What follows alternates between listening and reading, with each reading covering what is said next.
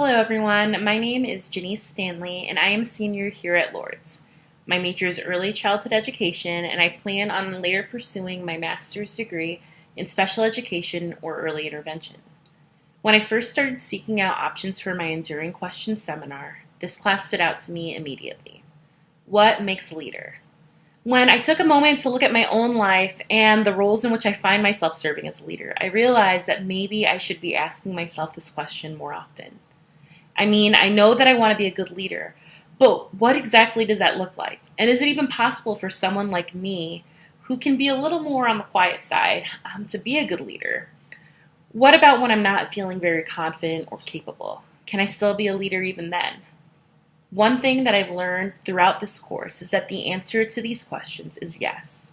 Yes, I can be a good leader even though I'm not always the loudest or the most confident or the one at the front of a crowd.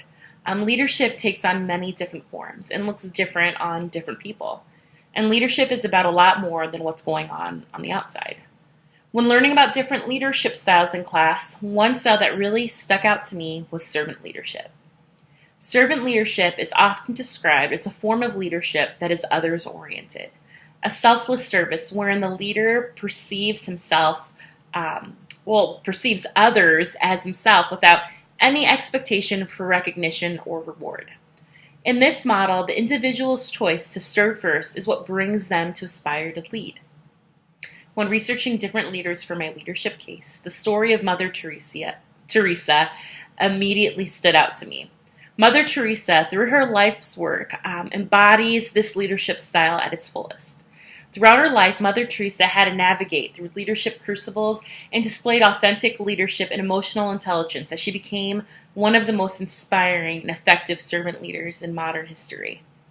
Mother Teresa was born on August 26, 1900, as a little girl named Agnes. Her father, an Albanian politician, died when she was just 8 years old. From a very early age, Agnes was fascinated by the lives of missionaries and decided early on in life that she wanted to commit herself to a life of religious service. At just 18 years old, Agnes left her home to join the Sisters of Loreto in Ireland. She would never see her mother or her sisters again. At the Irish convent, she learned English and continued her preparation for missionary work. At 29 years old, Agnes began teaching English at St. Teresa's School in Darjeeling, India. In May 1931, she took her first religious vows and chose the name Teresa, after the patron saint of missionaries. She would go on to take her final solemn vows in May 1937, while she worked as a teacher at a school in Calcutta, India, continuing to serve there for another 2 decades. It was while serving at the school that Mother Teresa became increasingly troubled by the poverty that had so entrenched itself in the city. Between the Bengal famine of 1943 and the outbreak of Hindu-Muslim violence in August 1946, Calcutta was overcome with violence, poverty, and despair. This had a huge impact on Teresa, and it was shortly after this that she felt the call of God on her life to leave the convent and live among the poor, dedicating her life to helping them. In 1948, she traded in her traditional Loreto habit for a simple white sari with a blue border, the attire of the people she would be serving, adopted Indian citizenship, took a nurse training course, and began her missionary work living among the poor. During the early days of her missionary work, Mother Teresa opened a school. However, she soon shifted her focus to caring for the poor and starving in Calcutta, and within just a few months, people began to take notice, and she was joined by several other young women who were moved to help the poor too. This group of young women would later form a new religious order called the Sisters of Charity, who dedicated themselves to helping the poorest of the poor.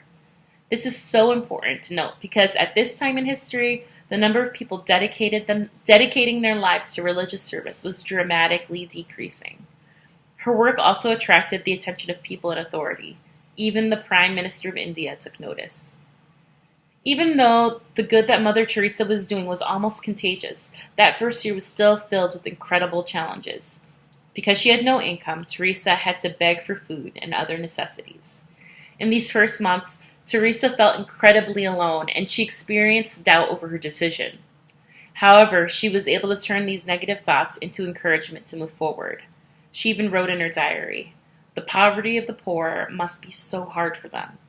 While looking for a home today, I walked and walked till my arms and legs ached. I thought how much they must ache in body and soul, looking for a home, food, and health." She continued to write on about how even though she was tempted to return to her comfortable former lifestyle, she decided to stay because she truly believed that's what God had called her to do. Even though she had to overcome unfathomable challenges, she knew that it was a part of what she was meant to do. In class this semester, we spent some time talking about crucibles of leadership. This dedication to the cause, even in the face of incredible difficulty, is an example of a crucible of leadership. How leaders respond to adversity tells us a lot about their character. According to Bennis and Thomas, whose article we read in class, extraordinary leaders find meaning in and learn from the most negative events. These severe and often traumatizing events are called crucibles, and Mother Teresa had her fair share of them.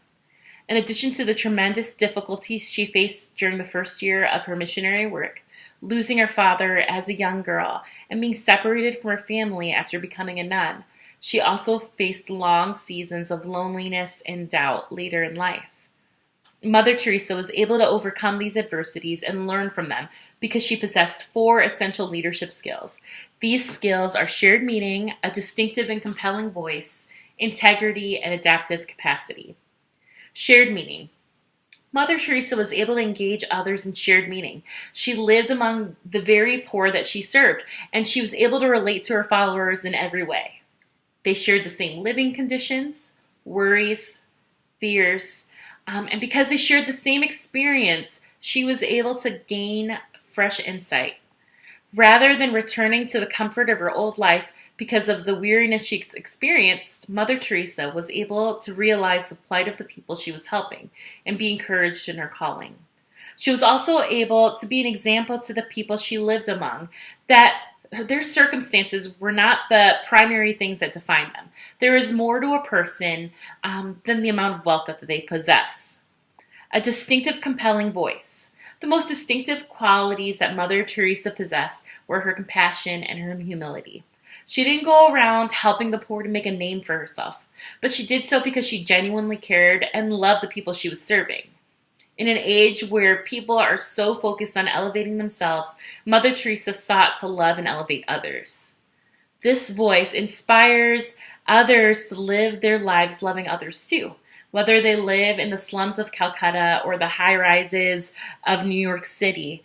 In her Nobel Peace Prize lecture, Mother Teresa said, "Love begins at home." And it's not how much we do, but how much love we put into the actions that we do.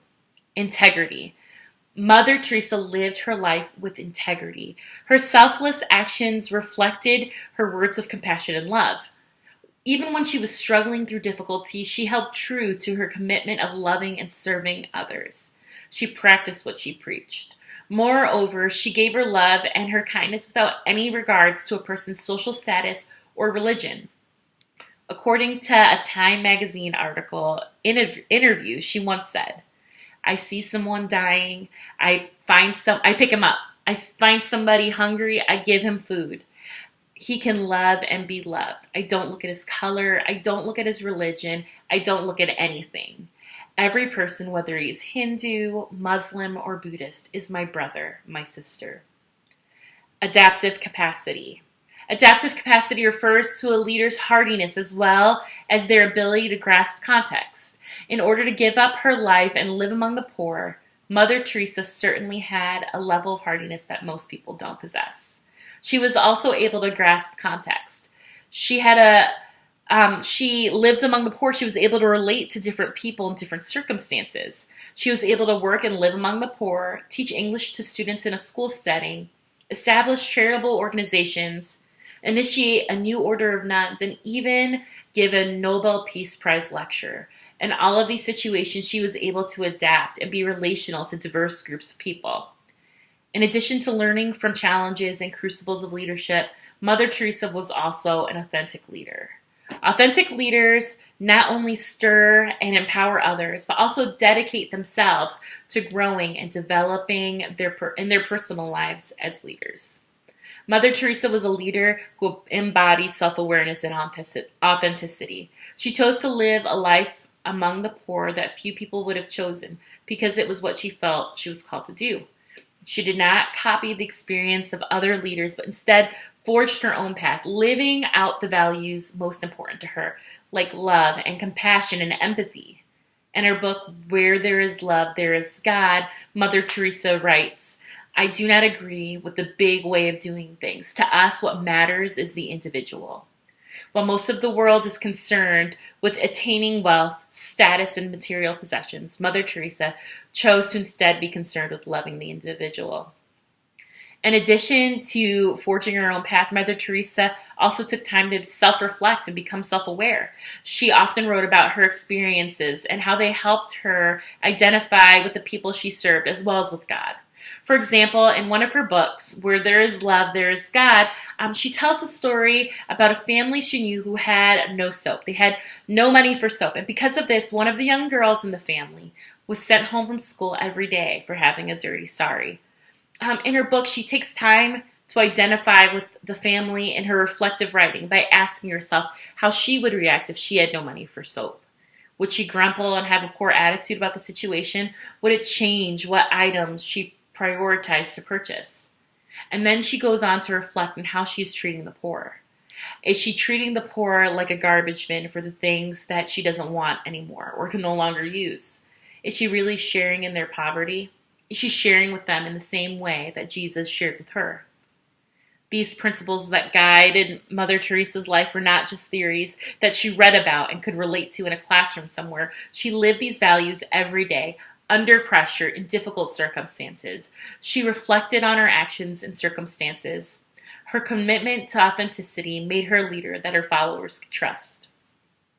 In addition to being an authentic leader who learned and grew from adversity, Mother Teresa was also an emotionally intelligent leader. We learned about emotional intelligence in class this semester as well. And emotional intelligence is a group of skills that equip leaders to maximize their own performance as well as that of their followers. These skills include self-awareness, self-regulation, motivation, empathy, and social skill. While we already demonstrated that Mother Teresa had an incredible amount of self-awareness, she also had these other skills. She had self-regulation. Self-regulation refers to the ability to control or redirect troublesome impulses and moods. As previously stated, throughout her life, Mother Teresa experienced many periods where she felt really alone and discouraged. But rather than give in to these moods, and let them distract her from her work, she was able to reflect on why she was feeling that way, and she was able to find a learning opportunity in it. She was able to use the negative experience to remind her of how those she serves feel every day, and find in the midst of these negative experiences the encouragement to move forward. She wasn't ruled by negative moods and impulses. Rather, she redirected those emotions to further fuel her work. She also had motivation.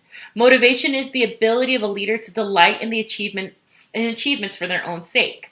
Mother Teresa did not seek out external rewards or recognition, but she helped the poor for the sake of helping the poor. She started charities just because she wanted to help people.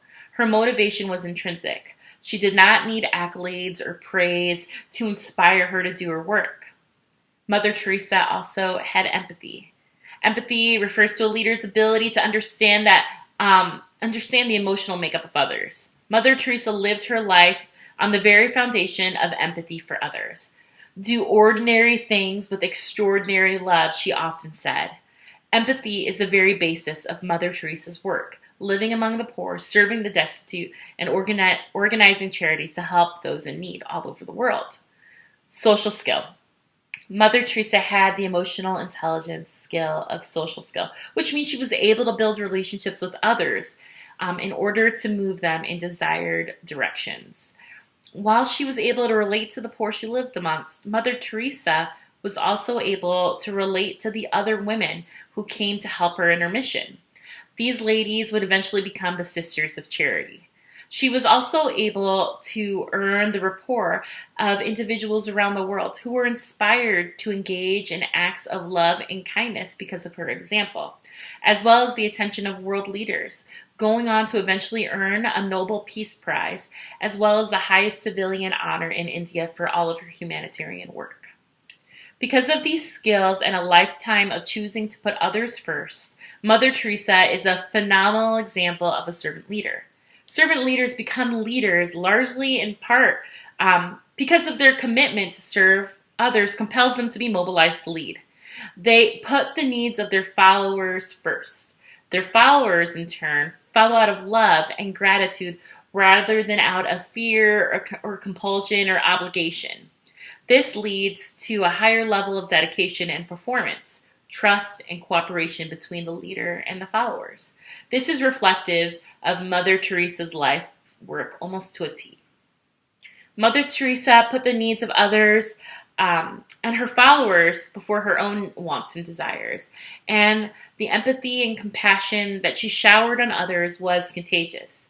People joined her in caring for the poor because they noticed the good that she was doing without her ever even asking for help.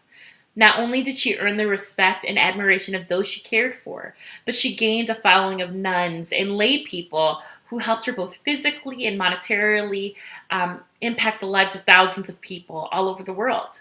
These people did not follow her because they felt like they had to. Instead, they did it out of love and gratitude and placed great trust in who she was and what she stood for. I think Mother Teresa's story is so inspiring to me because she's proof that ordinary people like you and like me, are capable of a great love. Mother Teresa changed the world, not because she wanted to make a big name for herself or earn a lot of money or become really popular, but because she genuinely loved people and had faith that God was at work, even when circumstances seemed impossible. We live in such a broken world that sometimes it's easy to forget about the needs of others. But Mother Teresa never did, and she inspired millions of people to be just a little kinder to their fellow man. It wasn't her riches or intelligence or business savviness that made her a good leader, but rather it was her kindness and compassion and love. I think that's something we should all try and incorporate into our own lives. Dedicating herself to others at the young age of 18, she lived her life loving others and sparked a revolution of compassion and kindness around the world. Navigating through adversity from early on, she was emotionally intelligent. She was an authentic leader whose actions demonstrated the good that humanity was capable of. Because of her selfless dedication to others, thousands of people across the globe have been positively impacted. Mother Teresa was truly one of the most effective servant leaders in modern history. Thank you.